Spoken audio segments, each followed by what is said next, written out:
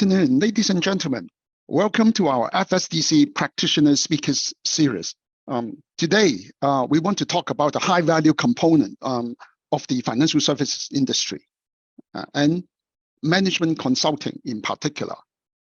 Before I introduce our two speakers, Arthur Scheck, Managing Partner of McKinsey Hong Kong, and also David Chan, Managing Director and Partner at Boston Consulting Group. I want to talk about my personal experience with management consulting, because over my more than 3 decades of experience in asset management, I had the opportunity of working with quite a few global consulting firms. It's always been a puzzle to me. How come they know everything, right? Because their job is to advise management to solve problems and to some extent change their business strategy completely. So on that note, I want to ask Arthur first. So Arthur, I know you started off with a degree from Cambridge in economics, right? And you also was a past president of the ONC Society of Hong Kong. And then you joined McKinsey and covering quite a wide range of sectors, right, including family-owned business in the Greater Bay Area, as well as financial institutions. So please share with us, your career journey. How did you end up being a consultant? Thank you, King, and great to be able to talk to everybody today. I'm actually in London today, so morning my time. I understand that it's afternoon your time. This is actually something which is very typical of management consulting, which is colleagues collaborating around the world together to work on one project, especially for a firm like McKinsey. So, King, going to your question, I did study in the UK for university. I did economics. In fact, I graduated in 2009, and when I was doing my summer internship, before I graduated, that was 2008, and some of you in the audience may register that that's the time of the global financial crisis. Interesting, because some of the things which are happening today were also happening back then as well, around 14, 15 years ago. So that was a time when it was the financial crisis. Interestingly, I thought I was going to go directly into the financial services sector at the time. I did an internship in an investment bank in Hong Kong. I was on their sales and trading desk.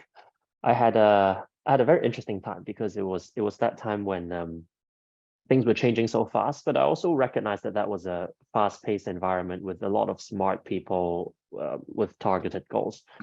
What brought me into consulting was at the time I also explored different things. And as I talked to people in consulting, one thing which really appealed to me about the profession is how broad it is in terms of the topics I can touch, but also the exposure I would have to senior level people when I was very junior, starting at that time. So I can talk about those things more, but those are the things which ultimately drew me into consulting. And I started as a business analyst at McKinsey & Company. I never thought I would stay so long.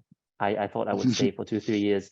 In fact, at that time, one common career path was for people to join consulting and then go to do an MBA after 3-4 years. In the end, I didn't do it. So, but fast forwarding up to today, I've been with McKinsey for around 14 years, going through the different roles in the firm, from analyst, associate manager, associate partner to today. A partner. So I'm very happy today to share more with you and answer your questions about our industry. Thank you, Arthur. Now, moving on to David. Actually, you have an MBA from Wharton and also graduate from Pennsylvania.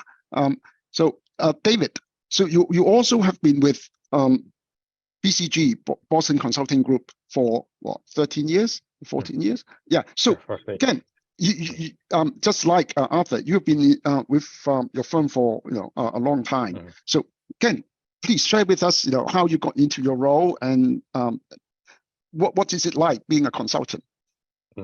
Yeah, thank you, King. And then also my pleasure to be here to share a lot of things in the consulting. And then I think one thing that key that is brought me into the consulting is about like what we have rebranded in our purpose here. This is our new recruiting purpose, which is about like beyond is where we begin, right? So I think one of the things is that we can always come to push the boundary for ourselves, for our client, to actually drive value for the client. I think this is what we see is the ultimate kind of the value for the entire consulting career.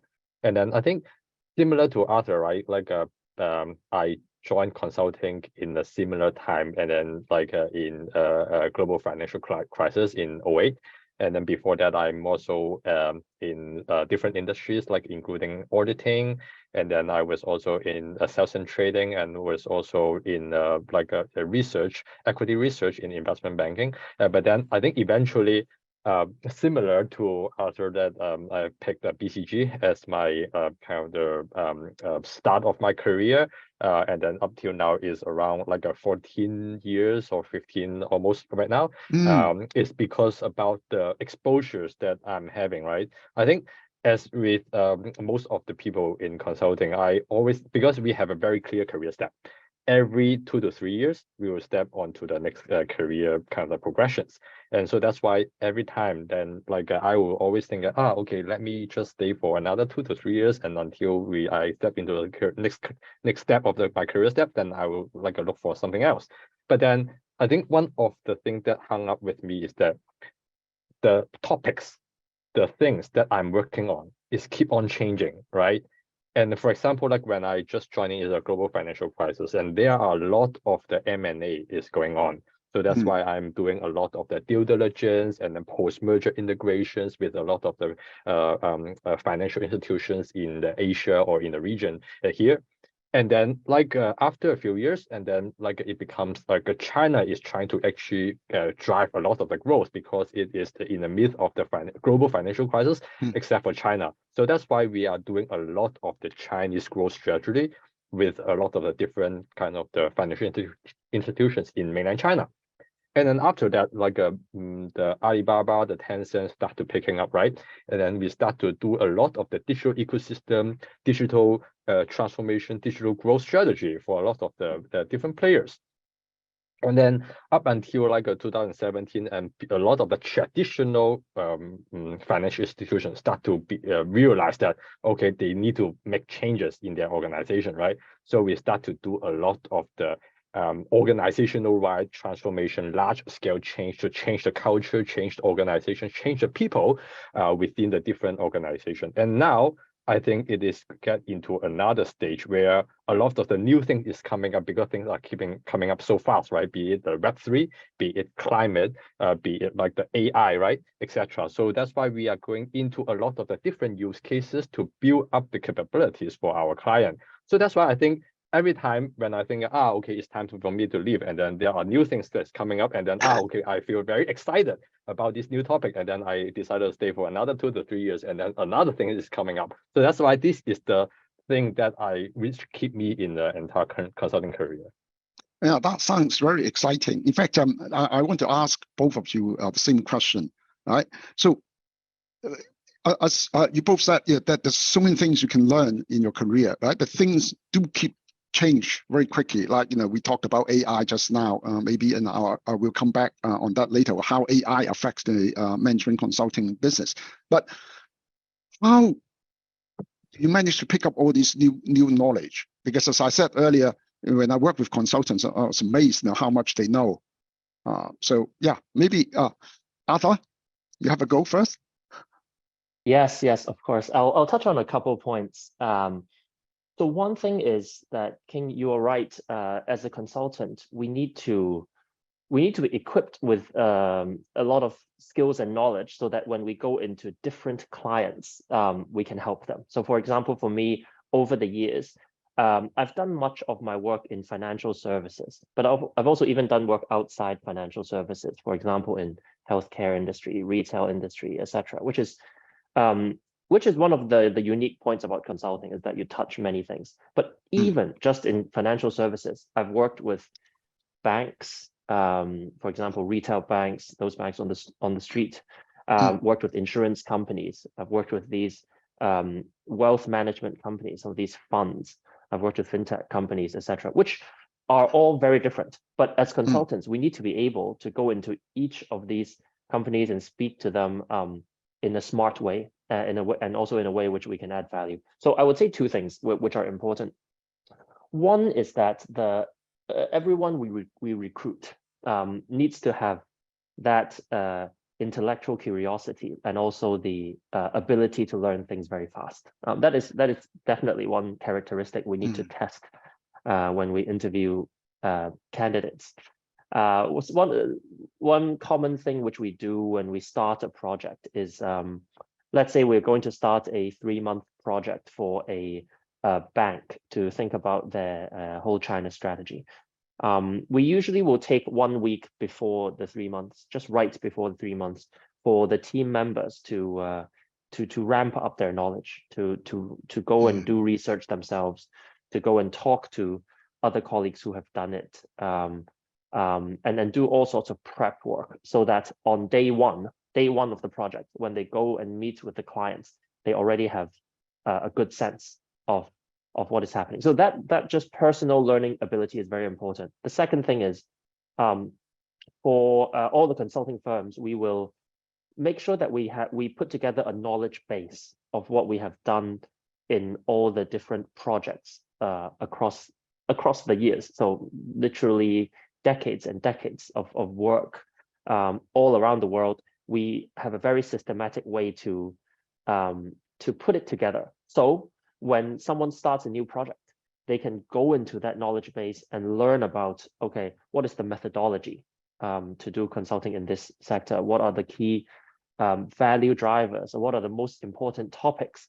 Or what are the key analysis which we would need to do in this project? So at the same time, you have the personal learning ability, but you're not starting from scratch. The whole company, the whole institution already has a lot of experience.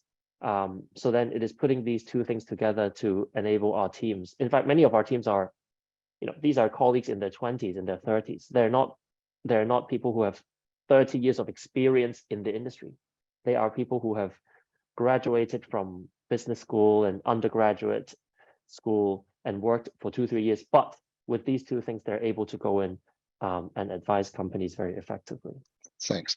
You're highlighting that knowledge is a true asset, right? But David, is there apprenticeship culture in management consulting? So obviously self-learning is important, but what about training and mentorship?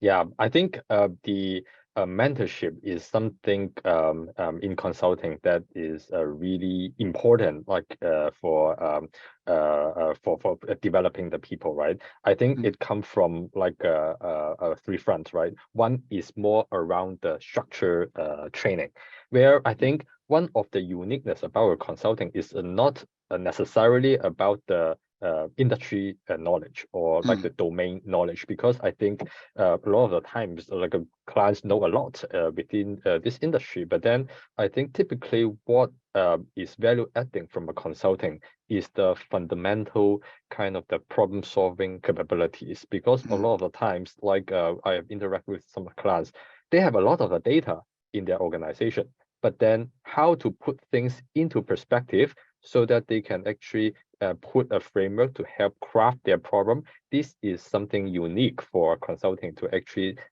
help the client to actually resolve, right? But not saying that domain knowledge is not important, but then I think this kind of the problem solving capability is usually what consulting can be able to help with the client.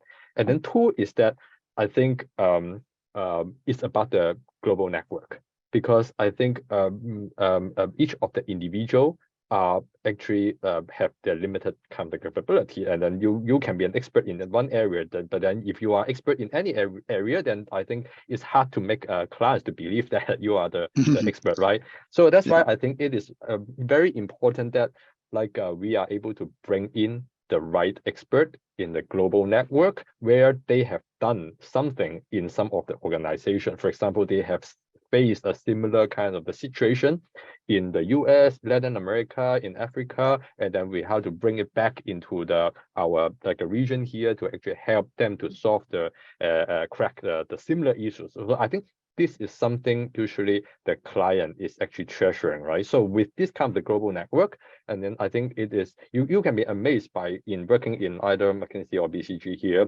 when you shoot out an email globally, and then there's always people will be responsive, I've done it before, happy to actually arrange a call to actually have some sharing. And I think this kind of the experiences is also able to drive up the learning curve very quickly. Yeah. And then I think a third thing is around the apprenticeship, like you said, right? A lot of the case executions. I think one thing uniquely in a lot of the consulting firm is that the senior leadership are very deep involving in the case execution itself. They are not just the sales. We are also like really to do the case execution. So this will actually help to train up the people to bring in the kind of knowledge and also like the experiences to them on the ground, and then side by side working closely with them with our analysts or associate together. So I think this is something also important to group our people. Yes. You both have highlighted the importance of teamwork, this global network. And that's why I think you both are now overseas, right? Arthur is in London, David, you're in Vietnam. So for those students who are interested in traveling, this is definitely an attractive option. But again, going back to what you said earlier, both of you, I just want to understand a bit more about specialization within management consulting.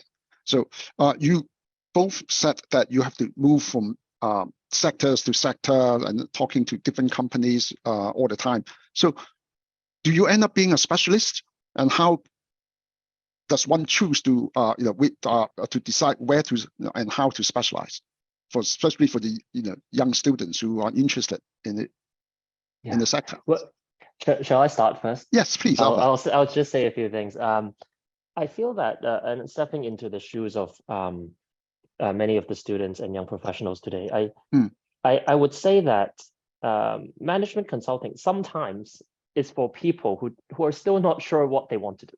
Sometimes, if I put it in a nice way, and the reason I say that is because as a junior person, you can come into management consulting, you can be exposed to a very wide range of companies, geographies, and topics. So firstly, companies, it can be all kinds of industries. And as I said, even in financial services, there's so many sub-industries. So you can, over time, you can get a feel of everything. Geographies as well. So especially in my first 3 years in consulting as an analyst, I was traveling nearly every week, and I was also traveling to many places. So in those 3 years, I probably worked in over 10 countries in Asia, but also outside Asia. So again, you get that very good feel and of what business is like across the world. And then also topic. So topic is around, it can be about growth topics. It can be about cost topics. It can be about technology. It can be about organization and management, company management. So it's all the different topics.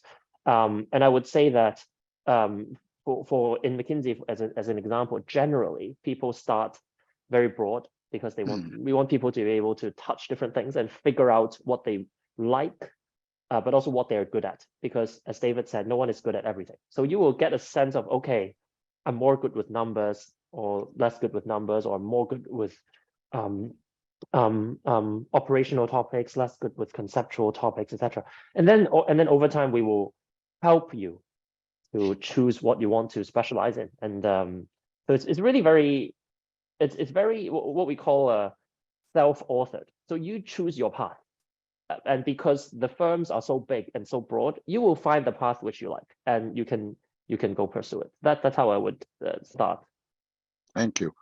And David, any sharing? Yeah, I think very similarly, right? I think one of the things for consulting is that the entire business model is we are grooming and developing leaders of the future. And then I think previously I have done an exercise where I was working with one of the global telecoms company about like the leadership framework. And then we have looked into a lot of the very successful organization, be it like the US Army, like in the US government, and also like a McDonald's, P&G, etc., etc. So I think one of the key formula that we have taken out for all the very successful CEO, what was their path before they become really the now CEO, right? And then the formula is actually something like a 2 × 2 × 2 + 5, where every successful leader, before they become really the top leader for an organization, you need to at least go through 2 different industry, 2 different geographical area, 2 different functional area like finance, HR, sales, marketing, etc., plus 5 different leadership role in an organization. For example, like you have successfully drive cost reduction, you have successfully built a new product, you have successfully make changes into an organization, something like that, right? So that is an indication that before you come to the leader, you need to have the sufficient diverse exposures so that you understand the perspective of the different organization, different kind of domain area, so that you are able to actually drive the more organizational wide changes. So that's why I think this is also what a consulting firm is actually uniquely doing this to really to groom the leader of the future. But having said that, right, I think right now in BCG, we also appreciate that in some of the area, we really need some of the domain technical expertise. So that's why I think last year in BCG, we have built up a new brand called the BCGX, where BCGX is more like a digital builder for our client. And then in there, we have more specialization. For example, like we have people like a data scientist, we have the innovation people to drive the different kind of the product innovations. And then we have the technical architect, like driving the, for example, like the applications architect, enterprise architect, etc. So these are some of the more technical kind of domain expertise that we are actually also building in BCG to strengthen the technical requirement. But then I think still the broader kind of the core consulting will be more like a generalist, and then like before up to a point, then they will need to find their specializations to build their uniqueness expertise and be the expert of that particular area. Yeah, actually, it's very exciting. I think for students, who want to, have a broad exposure to the financial services industry, I think getting into management consulting is definitely a very good option. But I see one challenge that I, again, personally had experience with. That is, as both of you said, a lot of the consultants are actually quite young, but they have to talk to top senior management and try to convince them that they know better than the management. So how did you manage to do that in the past? And any interesting story, failure that you can share with us? I'm sure the student would love to learn from you. Who would like to go first? Alpha? I could, or David, what do you prefer? Okay, I can go say one. I'll say one thing first. Yeah. So hey, in fact, this is true. And it is one of the most difficult things about consulting. It's that, let me just give an example of myself. As I've joined consulting right after university. So I was around 21, 22. First job with no real working experience other than some internships. I had, in my first project, in the first month, I had to start hosting some meetings for clients who were middle management of a bank. So they were around, well, let's say 30s, 40s, and have had at least 15, 20 years of working experience. And me, as someone who's only worked for 2 months, 2 months, I had to host a meeting for 20 people to talk about their strategy, the strategy of their department, and then help them get to a better answer. So it is definitely something which is very difficult. It is also something which makes you learn a lot, and really over time, if it doesn't completely kill your confidence. It will actually build your confidence a lot. So it is something which is it's a great learning opportunity. But let me go to one thing about the how, and I would love to hear how David thinks about it. One thing is that we work in a team. So in consulting, we usually we will have a, let's say, anywhere from a 5-person team to a 10-person team to help a client. And in that team, there will be a mix of people. There will be maybe half of the people will be a bit like me, will be just graduated, maybe graduated for MBA. There will then also, of course, also be some quite experienced colleagues. And then there will be some subject matter experts. So the principle is we want everyone to really step up and do things which are very challenging to them and advise people who are much more experienced. But also we will make sure that there's enough support, right? And for you, so you're never there alone. You're never there just one person. You will be prepped. You will, if you don't know what to say, people will help you. And it is that kind of experience which makes people learn very fast. So the one thing about the analyst in consulting is, I would say, after 3 years as a business analyst, because you've been through so many of these such challenging situations in different clients, different geographies, different functions, you're already a very, very smart and knowledgeable and strong, I would say, business person, which is why consultants, one of the things about consulting is that we are very in demand by companies in the industry because of that experience, and also that ability to I would say to do some things which usually your peers would not be doing at your age. David? Yeah, I think I completely resonate with what Arthur was mentioning, right? Like, I think you grow the fastest in the battlefield.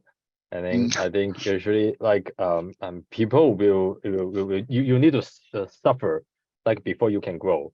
So I think just a similar kind of example, right? Like on the first case, and then I'm actually hosting some of the PMO, but then I think immediately, I think one of the very challenging tasks is that, like, at that time, my partner is actually identifying, okay, David actually have some of the room for improvement, especially on the communication skills and the presence, right? And then I think one of the things is that I really love consulting is that people don't just utilize you, take advantage of your strength, but then we'll try to find ways for you to develop any room for development for myself, for example, right? So immediately in the second case, because they know that, like, my weakness is about communication and presentation and also presence, right? And then instead of like trying to ask me to just to do the financial modeling and slide writing and problem solving, he said that by the end of the project, asked me to go onto the stage to present to the top management, be it like the CEO, the deputy CEO, and all the CXO, with over 100 people for a bank in China. And then I was scared to shit, right? At that time, it's only my second year after I graduated. But then I still need to do it, and then I like run the show, and then was very clear about like what our strategy, and then it got a very good feedback. And I think another example is that I was actually in another Taiwan project where I was actually running a workshop over there, and then it is only the first day when I go into the project, and then already there is one audience is actually talking to another of the colleagues. Don't ask David, he know nothing about this, right? And then at that time, at that moment, it's very kind of the tense in terms of the chemistry. Yeah, but then I think the thing is that you need to learn from it, and then you need to actually see how to actually help the client. And then after the meeting, I talk to them, what's the issues, and then what's the problem. And then over the course of the project, I actually find ways to actually help out them. And then eventually, he really appreciates my help over there to actually really help them to solve the problem. So that's why I think the key is that, like, it is okay to be not senior, but then you need to be really have the mindset of being client-centric. How do you create value for the client? Then eventually client will appreciate. of course, on top of the different kind of expert and then the senior president to actually support you, because I think you are not alone in the battlefield. You have all the support. Whenever you need help, I can always actually like a call for air troops to actually just fly in to actually help me with manage some of the difficult situations. So that's why I think this is how I like personally manage this suffering in the early stage of my career. Excellent sharing. As you said, David, earlier, you need to learn in the battlefield. Yeah, baptism of fire. Actually, David, I want to stay with you because you're leading BCG's digital ventures, right? And we talked about AI earlier. So would AI be affecting your profession? Because people can now get a lot of good advice from ChatGPT and other AI platforms. Yeah, I think that's a really great question, right?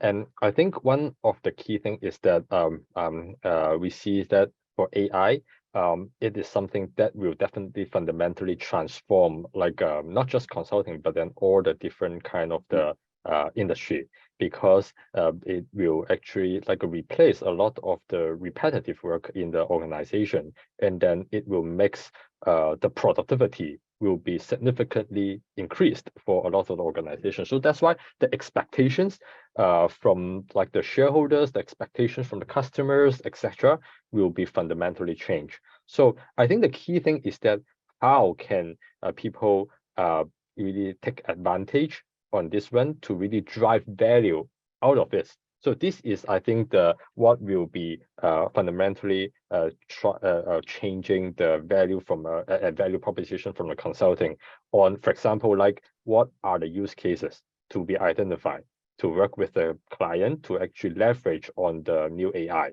I think this is one thing. And the secondly is that I think a lot of things AI is still currently like non-human, and then so that's why the accountability for AI actually is not there. So what is the governance for the AI of the future, right? What is the right kind of the model to actually leverage AI, but not actually like hitting any kind of the regulatory or compliance issues over there? I think this is another area that actually we actually work a lot with the client. And so thirdly is that with the AI, the people capabilities will be fundamentally different, and then the ways of working will be also different. So I think this is another area that we are always actually working closely with the client on what are the people transformation front and the new ways of working in the to address the new changes in the organization. I think this is another area that we have been focusing on. So I think you can say that AI is actually significantly impacting on consulting. That is true, and then like but then from my perspective is more opportunity for us, because like a lot of the organization will be facing new issues, new challenges that we are able to help to them to actually conquer together. Right, thanks. Arthur, yes, love to learn from your perspective on AI. Yeah, I would say to add to what David has said, one interesting observation I have is all the companies, and especially the large companies, of course, are aware of what's happening in AI and will think of how to use it to improve their business.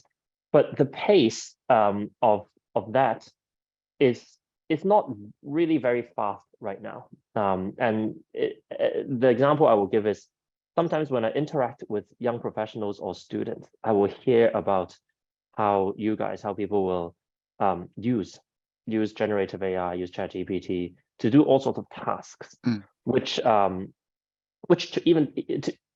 to you, I would say it's something which is very native, very normal, and in fact very critical to use, because everyone is using it. If you don't use it, you're just, you are at your own disadvantage, etc. Yeah. For companies and for CEOs and executives, and these are people who have 20, 30, 40 years working experience, their speed to uptake such things is actually much lower than you expect, than you think. I would say that many of the executives in Hong Kong, they may not even have hands-on actually worked with generative AI. I think they would have heard of it. They would not have even tried it. So the role of consulting in here is to really help them drive change, not just as a concept to know that, okay, you can use this to add a function to the product or change the operation, and so you can improve the efficiency. But actually, how do you get to implement it on the ground and manage all the risk and operational changes and make people okay with it, all the PR and everything, which is a lot of work, which is really not as easy as for a student to suddenly know that there's this tool, let me quickly use it. So there, that's what I would add about AI, and that's another example of how in consulting we will play the role of a bridge or a catalyst to help companies improve their performance. Yes, well said, both of you. Yes, it's really a tool, right, to enhance our efficiency, because we had these kind of worries before when the PC first came along and mobile phones and so on. But we're getting more efficient with tools. Now, I think now I want to ask a set of questions that are most relevant to our audience. That is how to get into management consulting. So what kind of characteristics or strength that you look for in your recruitment? Maybe I'll start with David. David? Yeah. Okay, yeah, I'm actually like leading the Hong Kong recruiting for BCG. So I think this great questions to ask me here. And I think basically three main things that we are actually looking for graduate when we are actually like doing the CV screening and also the interviewing. One is that, like what Arthur said in the beginning, the curiosity, the intellectual curiosity is something key, because without the curiosity, you are not able to actually learn new things in a very fast way. So I think this is one key thing. Secondly, is that like problem-solving capabilities. So that's why I think in a lot of the consulting interviews, always there will be case interview, and then like people are wondering why is case interview. It's not about the answer, but then the process, how you are going to solve the problem, is what we are actually looking after, to understand whether you have the really step-by-step approach to understanding what are the problem statement, and then how to break down into different issues, and then eventually like drive to the solutions. Because like every time we'll be facing a new topic, and then if we have a structure thinking process, then a lot of things can be cracked. And then thirdly is of course about communications, because I think one of the key things is that you can be great in modeling, in problem solving, but then if you are not able to communicate effectively to the client, especially the senior client, then like it will only be stay on paper or in your head. So how can you articulate very well to the client about like what you are actually like solving for? I think this is the third piece area that we are actually looking at. Thank you. Yeah, Arthur. Yeah. Any advice, please? Yeah, similarly to David, I'd say the four things which we look for. The most important one I would say is problem solving. So the ability for someone to think in a structured way, also an analytical way, logical way, good with numbers. That's what I call problem solving. That's something which every single consultant really needs based on the nature of our work. But then beyond that, usually we look for a few potential traits in our consultant. And again, not everyone will be good at everything, but we want to see some spark in you, whether it is in, for example, leadership. So the evidence that you have played leadership roles in, whether in school or in work. Drive. So what I mean by drive is the evidence that you have set yourself very challenging and high goals, and that you have worked hard to achieve it. That's drive. And then thirdly, what we call personal impact. So essentially around communication. How good of a communicator are you of the ideas you believe in? Can you influence people effectively with the right skills? Are you a good listener? Or can you even inspire people in the way you communicate and connect? So those are some of the different characteristics. You would notice that for most cases, other than when we are hiring for specific experts, we don't look for a particular subject or domain expertise at the junior level. We're more looking for people who have the right characteristics, and then when they come into consulting, they will learn the consulting way, and they will pick up the skills. So most importantly, we're looking for what we call the intrinsics, and also the passion to succeed in the industry. Yeah, I think one major takeaway I've learned from both of you today is actually the commitment from consulting firms on training, because you're prepared to train your junior staff all the way through their career, right? That's very different from a lot of other financial sectors, because they're under P&L pressure, and so on. So the training that they put on their junior staff sometimes can be limited and short term. But I'm very impressed by the commitment consulting firms have put on their young graduates. On that note, I want to go back to David again, talking about culture. So obviously different firms have different cultures, but is there a distinct culture for management consulting industry, or or even BCG in particular, David? Yeah, I think maybe I can comment a little bit on the culture for the BCG. I think in consulting, different firms might also have a different culture, but then I think in BCG, what we treasure a lot is that the teamwork. I think because we are actually solving problems for the clients for very different kind of domain area. For example, in the last few years, I've been driving transformations for a bank in the region here, and then what we need to solve for them is across all the different domains, from the RM sales force effectiveness to the process front to back digitalizations to the people transformations and then how to actually crack the tech stack to actually enable this, and then towards et cetera, right? So I think it is hard for us to be able to actually have all this skill set together, but then how can we work very closely globally? I think this is one of the key things, right? And so that's why I think one of the key things is that people are willing to share, and then people are willing to help out, and then people are willing to ask for help, and then really to help out each other. I think this is one key things that I'm seeing. I think this is not just for BCG, but then also for a lot of different organizations. And I think secondly about the unique culture is that we are really focusing for the development of the people, and then that is what I have shared previously, right?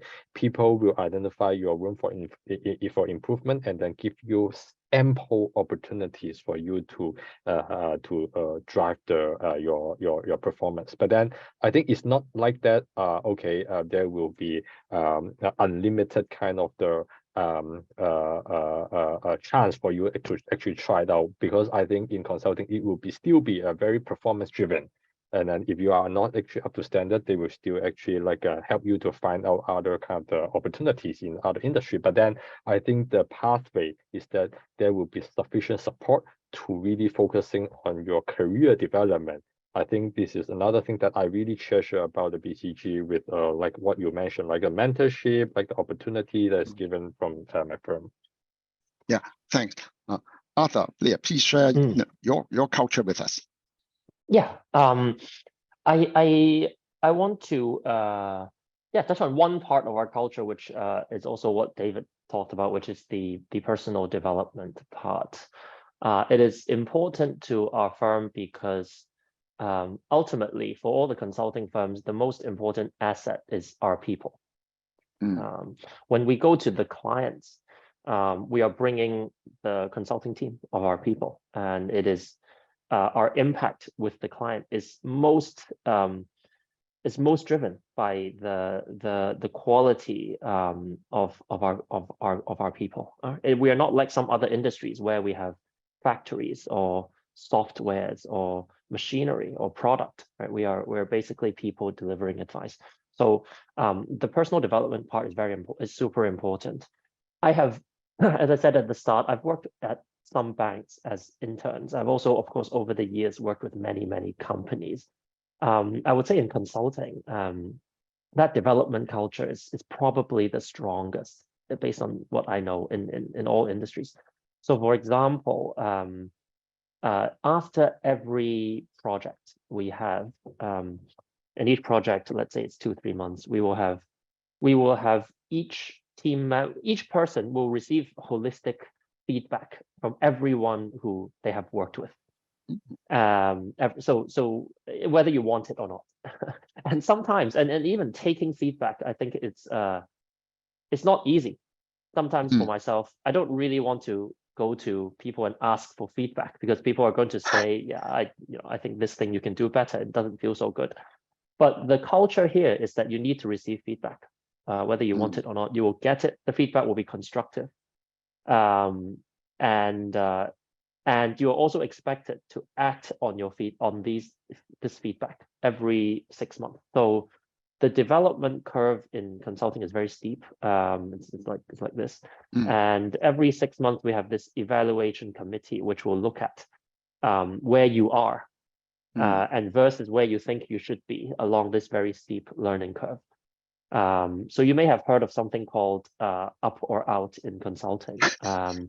It is also true. It is that in some industries, actually, if you don't continue to grow, you just stay in your role. It's okay. You stay in your role and you just do what you do today for the next 10 years.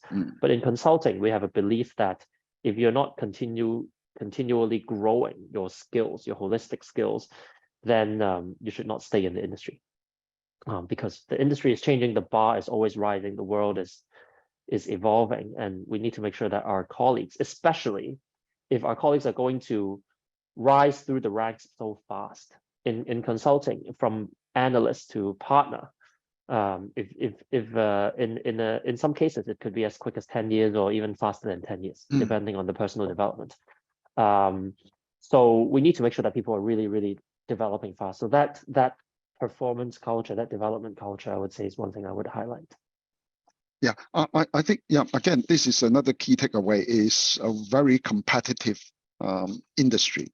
But for those students who have self-confidence, I think it's definitely worth a try, because the training, the exposure that you don't get in other sectors that easily. Because like the two speakers said, you get to meet some of the industry leaders, in your first job, right? So it's almost unheard of in other sectors. But I want to go back to some very practical issues. So how do students who are interested in the sector to find out more about the industry and how to apply for jobs? So maybe who wants to take this question first? David? Because I know you need to go soon, so maybe I'll ask you first. Yes. Okay. Yeah. Sure. Yeah. Happy to talk about that. So basically, I think one thing is that there are a lot of the network, like in the different school, where we actually hire a lot of the people from the school. So there's a alumni network that I would encourage that people can actually talk to. And then usually people from consulting, they are very kind of friendly, and then they will be very happy to share more about the consulting. And then I think this is one of the channel to understand more about what consulting works is like, and then how is the day-to-day kind of the life is in consulting, etc. And then two is that at that time, I think I always I like to read some of the books about consulting. I think nowadays there's more and more kind of the different books that is about consulting. Then I think that will be another area that I can actually look at to actually understand more about consulting. Some are more very functional driven about how to prepare for case interview, and then some are more in general about how the consulting life is like. And then thirdly is that I think usually the recruiting season will be start in maybe I think it's Q3, and then a different consulting firm will be organizing the career town hall, etc.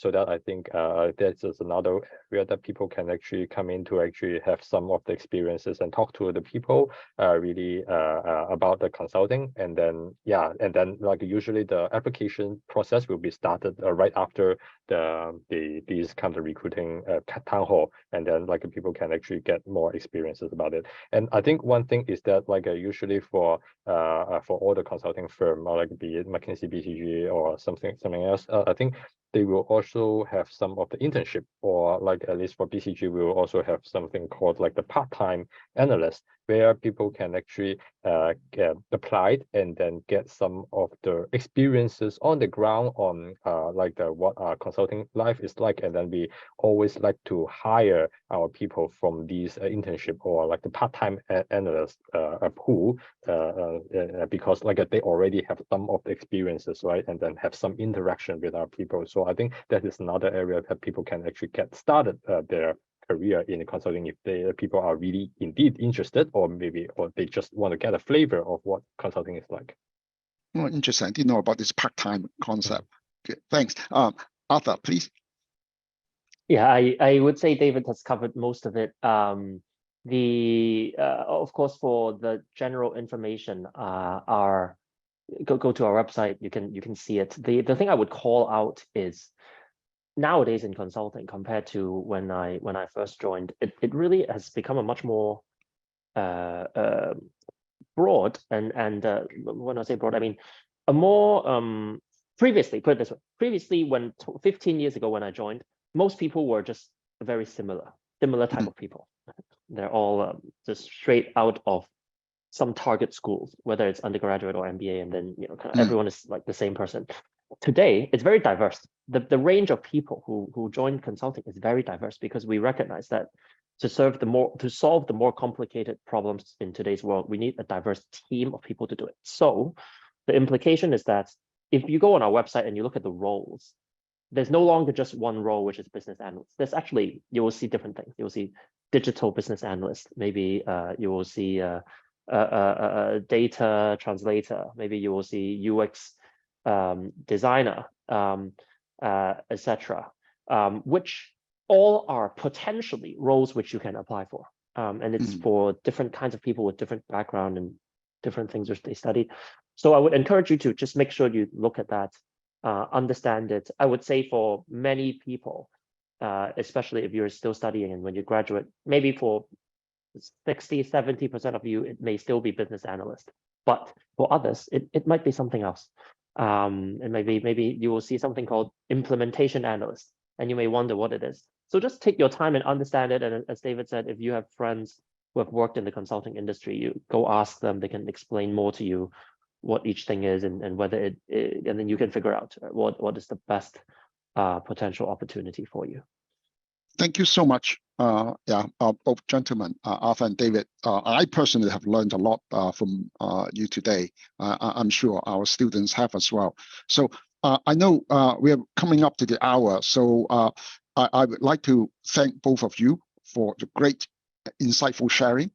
And I hope you won't mind if some of our students have follow-up questions. If we receive them, we'll pass them on to you. So on this note, thank you again. And for the audience, please stay behind for quick polling, to show your appreciation to our speakers. So I know both of you have meetings to attend to, so I'll just say goodbye for now. So for the audience, please stay and for the polling. So thanks. Thank you so much. Thank you. Thank you very much. Have a good one, everyone. Bye-bye. Yeah, thanks. Bye-bye. Bye.